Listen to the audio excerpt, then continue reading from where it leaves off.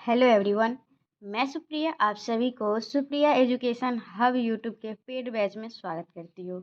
आज की वीडियो में मैं आप लोगों को क्या बताने वाली हूँ, जैसा कि आप सभी को पता है कि मैं आप सभी के लिए क्वेश्चन बैंक सॉल्यूशन का पेड बैच लाई हुई हूँ, तो क्वेश्चन बैंक सॉल्यूशन ही करवा रही हूँ। आप लोगों को लेक्चर 1 देख लिए होंगे। लेक्चर 1 में आप लोगों को क्वेश्चन नंबर 1 का ए बी, क्वेश्चन नंबर 2 का ए बी 4 क्वेश्चन करवा दिया गया है। आज की वीडियो में हम लोग क्वेश्चन नंबर 3 का ए बी और 4 का ए बी करने वाले हैं। तो चलिए 3 का ए नंबर क्वेश्चन में क्या बोल रहा है, establish Lagrange formula for interpolation. तो लैग्रेंज फार्मूला जो होता है ना, उसका आप लोगों का डेरिवेशन आप लोगों को बतानी है। तो मैं आप लोगों को बात बता दूं एक, कि जैसे आप लोगों को मैं पिछली वीडियो में बताई थी ना, एक Newton Gregory forward difference formula और उसका डेरिवेशन बताई थी। तो वो जो था ना, वो इक्वल इंटरवल के लिए था, जो उसमें एक्स का जो वैल्यू दिया जाता था वो इक्वल इंटरवल पे रहता था, ठीक है, एच का गैपिंग रहता था। लेकिन इसमें है ना, आप लोग को एक ऐसा भी क्वेश्चन मिल सकता है जिसमें आप लोग का एक्स का जो वैल्यू दे वो आप लोग को इक्वल इंटरवल पे ना रहे। तो आप लोग क्या कीजिएगा, तो आप लोग लैग्रेंज फार्मूला का हेल्प लेके आप लोग उसको बनाइएगा। तो देखिए क्या है, the formula is used for unequal interval. तो लैग्रेंज फार्मूला का यूज हम लोग कब करते हैं, जब हम लोगों का अनइक्वल इंटरवल रहता है तो हम लोग लैग्रेंज फार्मूला का यूज करते हैं, और जब हम लोग का इक्वल इंटरवल दिया रहता है तो हम लोग Newton Gregory forward difference formula का यूज करते हैं। तो हम लोग देखिए, हम लोग का क्या है, हम लोग अगर एक फंक्शन लेते हैं y equal to f x, तो हम लोग क्या करेंगे, take the value y0 y1 y2 y1 corresponding to x0 x1 x2 xn। Then देखिए, हम लोग का कोई भी एक फंक्शन है y equal to f x, तो x की जगह पे अगर हम लोग x नॉट लेंगे तो फंक्शन क्या आएगा y नॉट, x की जगह पे x1 लेंगे तो फंक्शन क्या आएगा y1।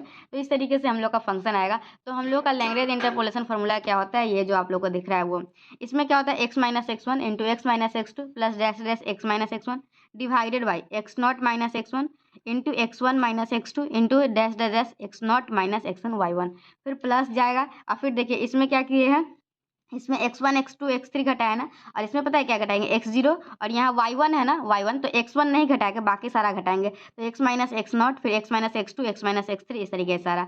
और नीचे में आप लोग क्या कीजिएगा, नीचे में देखिए इसमें आप लोग को x0 लेके काम करना है सारा, इसमें क्या करना है x1, तो x1 माइनस x0, फिर x1 minus x2 x1 minus x3, इस तरीके से आप लोग करते जाइएगा। और यहाँ आएगा y1, फिर डैश डैश डैश लास्ट में क्या आ जाएगा, x माइनस x0 आएगा, फिर x माइनस x1। और आप सभी देख रहे हैं कि आप लोगों का इसमें अगर y n टर्म तक कर रहे हैं ना, क्या कर रहे हैं y n टर्म तक, तो हम लोग इसमें जो घटाएंगे वो कहाँ तक घटाएंगे, x ऑफ इसमें से घटाएंगे x of x minus n, x of n minus 1, और नीचे x y n है, मतलब ये x n वाला टर्म है, तो इसमें जो हम लोग घटाएंगे वो x। देखिए मैं पहले थोड़ा सा ध्यान से समझाती हूँ, ये आप लोगों को एक ट्रिक से याद रखना है, नहीं तो ऐसे याद नहीं रहेगा। आप लोग पहले स्टार्ट करते तो हम लोग x0 से स्टार्ट करेंगे, ध्यान रखिए, पहले x0 होगा, फिर x1 होगा, x2 होगा, इस तरीके से होगा। तो x0 के कॉरस्पॉन्डिंग जो वैल्यू आएगा वो क्या आएगा, y0। तो आप लोग याद रखिएगा कि जो y0 y1 इस तरीके से ब्रैकेट में हम लोगों को आना है लास्ट में yn तक। अब ये वाला जो टर्म है बड़ा बड़ा, वो टर्म कैसे लिखेंगे, तो पहले देखना है, हम लोग x0 से स्टार्ट करेंगे, ठीक है। तो हम लोग ऊपर में x में से सारे टर्म को घटाते जाएंगे, जैसे x में से पहले x0 x1 x2 x3 x4, इस तरीके से।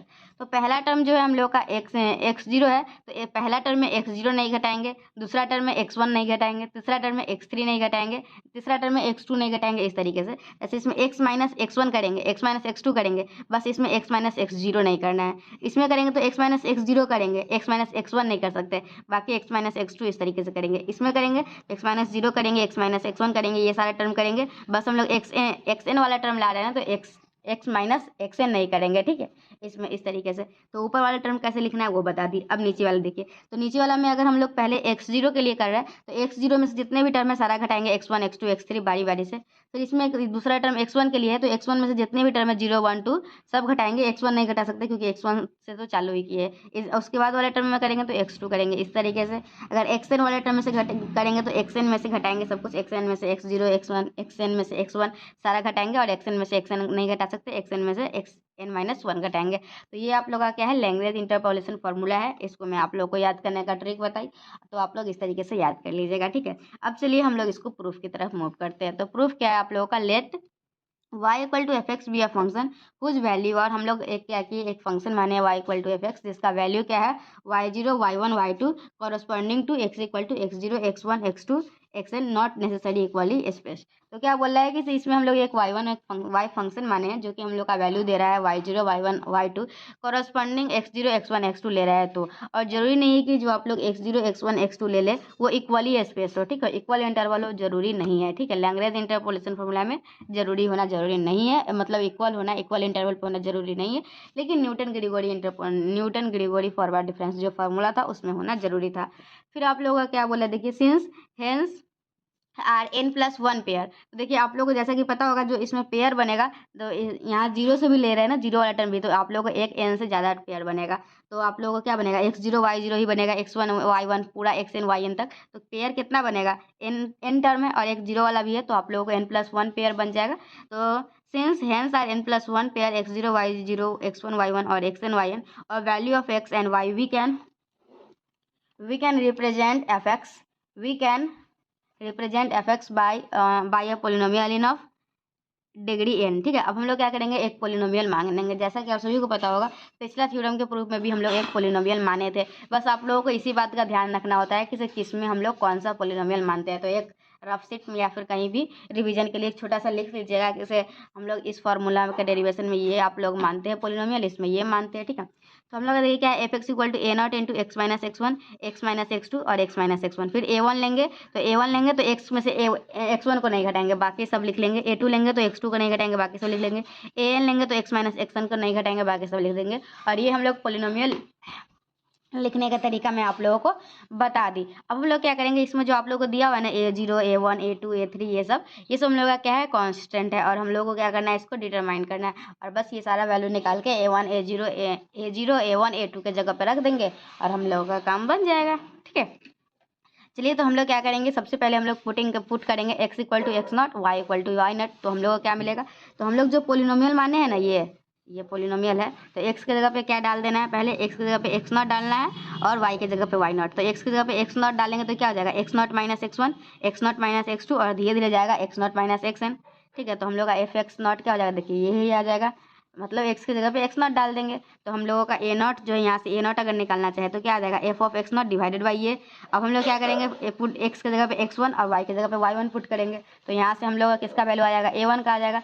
सिमिलरली हम लोग an का निकाल लेंगे। फिर क्या करेंगे, substituting this value of a1 a2 an we get, फिर हम लोग क्या a1 a2 a3 का जो वैल्यू निकाले उसकी जगह पे हम लोग a1 a2 a3 में रख देंगे और हम लोगों का इस तरह से फार्मूला जो हम लोग का है सो प्रूफ हो जाएगा। इतना आसान फार्मूला आप लोग देखे भी नहीं होंगे, बस ठीक है। इसमें क्या करना है, हम लोगों को एक फंक्शन मानना है a1 into x minus x1 x minus x2 इस तरीके से करके पूरा फंक्शन मानना है।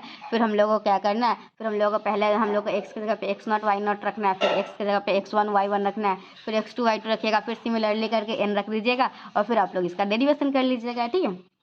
चलिए अब हम लोगों का नेक्स्ट क्वेश्चन क्या है, अब हम लोग का नेक्स्ट क्वेश्चन है, ये बहुत ही जल्दी हो गया प्रूफ। और देखिए आप लोगों को ये जो 30 मिनट का वीडियो मिल रहा है ना, इसको 30 मिनट नहीं समझिए, पहले मैं ये पूरा कंटेंट रेडी की हूँ उसके बाद आप लोगों के लिए बता रही हूँ ताकि आप लोगों का टाइम बच सके, ठीक है। नहीं तो अगर आप लोगों के सामने मैं क्वेश्चन लिखती फिर बताते देखे ऐसे हुआ ऐसे हुआ ऐसे हुआ, तो सोच सकते हैं कि कितना टाइम लगता है। और ऐसे मैं एक्सप्लेन कर दे रही हूँ तो आप लोगों के लिए पहले से लिखा हुआ है तो पॉज करके लिख लेंगे और फिर मैं समझाऊंगी तो समझ लेंगे, या फिर पहले समझ लेंगे फिर पॉज करके लिख लेंगे, आप लोगों का भी थोड़ा सा टाइम बच जाएगा।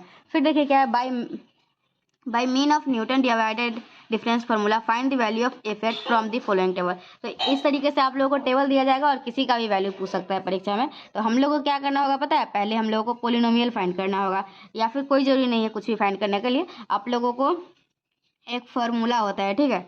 तो वो फार्मूला का हम लोग यूज करके इस क्वेश्चन को बनाएंगे। तो हम लोगों का न्यूटन डिवाइडेड डिफरेंस फार्मूला से बनाना है ना, तो न्यूटन डिवाइडेड डिफरेंस फार्मूला क्या होता है उससे पहले मैं आप लोगों को ये बता देती हूँ कि न्यूटन डिवाइडेड डिफरेंस हम लोग निकालते कैसे हैं। तो पहले आप लोग एक्स लिख लीजिएगा यहाँ पे, फिर एफ एक्स लिख लीजिएगा जो कि क्वेश्चन में दिया रहेगा। और ये जो आप लोग को साइन दिख रहा है ना, ये साइन है आप लोग को न्यूटन डिवाइडेड डिफरेंस का। जैसे मैं फॉरवर्ड ऑपरेटर का फॉरवर्ड डिफरेंस ऑपरेटर का बताई थी, शिफ्ट ऑपरेटर का बताई थी, बैकवर्ड डिफरेंस ऑपरेटर का बताई थी, तो ठीक उसी तरीके से ये जो साइन दिया हुआ है वो आप लोग को दिया हुआ है न्यूटन डिवाइडेड डिफरेंस का साइन दिया हुआ है, ठीक है। तो ये सब न्यूटन डिवाइडेड डिफरेंस है। तो न्यूटन डिवाइडेड डिफरेंस का फॉर्मूला क्या बोलता है, आप लोगों को इसमें क्या करना होता है, फंक्शन में से पहले घटाना होता है। तो 100 में से 48 घटाएंगे और डिवाइड करेंगे। न्यूटन डिवाइडेंड है तो डिवाइडेंड है मतलब डिवाइड होगा, याद रखिएगा। डिवाइडेंड है तो डिवाइड होगा, तो इसमें से इसको घटाएंगे, फिर डिवाइड करेंगे किसको, इसमें से इसको घटा के, फिर इसमें क्या करेंगे, इसमें से इसको घटाएंगे, डिवाइड करेंगे, इसमें से इसको घटा के, फिर क्या करेंगे, इसमें से इसको घटाएंगे और डिवाइड। देखिए जैसे मैं डिफरेंस टेबल बनाना सिखाई थी तो क्या बोलती, सीधे घटाते जाओ घटाते जाओ घटाते, ऐसे ऐसे घटाते जाओ लिखो, ऐसे ऐसे घटाते जाओ लिखो। लेकिन जब Newton divide and difference table बनाना होगा ना, तो आप लोगों को घटाना भी है और डिवाइड भी करना है। इस दोनों को घटाना है और इसके पहले वाले एक्स वाले टर्म से घटाना है। तो इस तरीके से हम लोगों का एक टेबल बन जाएगा। फिर हम लोग इसका फिर से करेंगे, तो हम लोग क्या करेंगे, इसमें से इसको घटाएंगे और इसमें से इसको घटाएंगे, और हम लोग ये फंक्शन जो है ये इसमें से फिर इसको घटाएंगे 7 में से 4, फिर इसमें से इसको घटाएंगे, फिर 10 में से 5 घटाएंगे। फिर इसी तरीके से हम लोग ये निकालेंगे ये निकालेंगे ये निकालेंगे, फिर एक बार और टर्म आएगा जो कि मैं इधर निकाली हूँ क्योंकि वहाँ पर जगह नहीं था। तो ये आप लोग को पूरा हम लोग का टेबल बन के तैयार हो जाएगा। आप लोगों को पहले है ना टेबल बनाना ही सीखना होगा।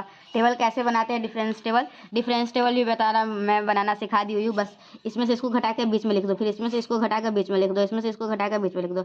लेकिन ये हम लोग का क्या है, न्यूटन डिवाइडेड डिफरेंस टेबल। तो इसमें क्या करते हैं, हम लोगों को घटाना भी होता है और डिवाइड भी करना होता है। तो हम लोग इस दोनों को आपस में घटाते हैं और इससे पहले वाला जो टर्म है ये दोनों, उसको आपस में डिवाइड कर देते हैं और फिर इस तरीके से हम लोग क्या करते हैं, टेबल बना लेते हैं। टेबल बना लिए, टेबल तैयार। चलिए, और हम लोगों को किसका वैल्यू निकालना है, f(8) का वैल्यू निकालना है। मतलब x का जब हम लोग 8 रखेंगे, x की जगह पे 8, तो हम लोग का f(8) का वैल्यू क्या निकल के आएगा। ये हो गया। चलिए, अब हम लोगों का फॉर्मूला क्या होता है, न्यूटन डिवाइडेड डिफरेंस फॉर्मूला। तो ये देखिए, ये आप लोगों का फॉर्मूला रहा। क्या है formula, f(x) equal to f(x0) plus x minus x not delta of, मतलब डेल्टा नहीं बोलते इसको, Newton divided difference of f(x) into x minus x0 x minus x1। फिर इसको 2 बार लेना है, तो इस तरीके से घटते जाएगा और इस तरीके से बनाना है। तो f of delta Q f(x) के बाद जो भी टर्म आया है ना, डेल्टा मैं बार बार बोल रही हूँ, ये न्यूटन डिवाइडेड डिफरेंस है, ठीक है। तो ये वाला टर्म 0 आया है, तो ये वाला टर्म 0 आ जाएगा, तो हम लोग 3 तक ही लेंगे, इसका क्यूब तक ही लेंगे और हम लोग इस फार्मूला आगे भी बढ़ेगा, लेकिन हम लोग को उसके आगे का 0 आ जा रहा है तो काम ही नहीं है। तो एफ ऑफ ये हम लोग का फार्मूला है। फिर हम लोग का f(x0), मतलब x के जगह पे जब हम लोग x0 रखते हैं, ये जो हम लोग का x का वैल्यू है ना, x का वैल्यू ये है, x0 है, x1 है, x2 है, x3 है, इस तरीके से है। तो हम लोग का अगर x की जगह पे x0 रखते हैं तो हम लोग का वैल्यू क्या आएगा, 48 आएगा, तो हम लोग रख देंगे 48 है, ठीक है, 48 है। और x हम लोगों का 8 पे निकालना है क्वेश्चन में, तो 8 लगा देंगे। x0 क्या है, 4 है। और ये डेल्टा ऑफ f(x) क्या होता है, 52 है। फिर हम लोग इसमें जो भी वैल्यू है, x0 का वैल्यू आप लोगों को पता ही है, x1 का वैल्यू पता ही है, और इसका वैल्यू कहाँ से पता चलेगा, तो इसका वैल्यू सबके ऊपर वाले से पता चलेगा। कहाँ से पता चलेगा, ये जो दिया हुआ है ना, ये ऊपर वाले 52, 15, 1, ये सब है आप लोगों का, ये सब का वैल्यू। तो हम लोग वैल्यू को रख देंगे और हम लोगों का सॉल्व करने पे 448 आ जाएगा, ठीक है। तो इस तरीके से आप लोगों को मैं अभी तक 2 क्वेश्चन बताई हूँ, 3 का ए और 3 का बी, दोनों ही सिंपल ही था। अब हम लोगों का आता है establish Simpson third eight rule, ठीक है। क्या है, सिम्पसन 3/8 रूल। तो आप लोगों को इस वीडियो में यहीं तक रहने देती हूँ, ज़्यादा नहीं करवाती हूँ, ठीक है। वीडियो छोटा छोटा रहेगा ताकि आप लोग भी बोर ना हो और आप लोगों का जल्दी जल्दी सिलेबस भी कंप्लीट हो जाए, ठीक है। तो हम लोग नेक्स्ट वीडियो में करेंगे बाकी का क्वेश्चन।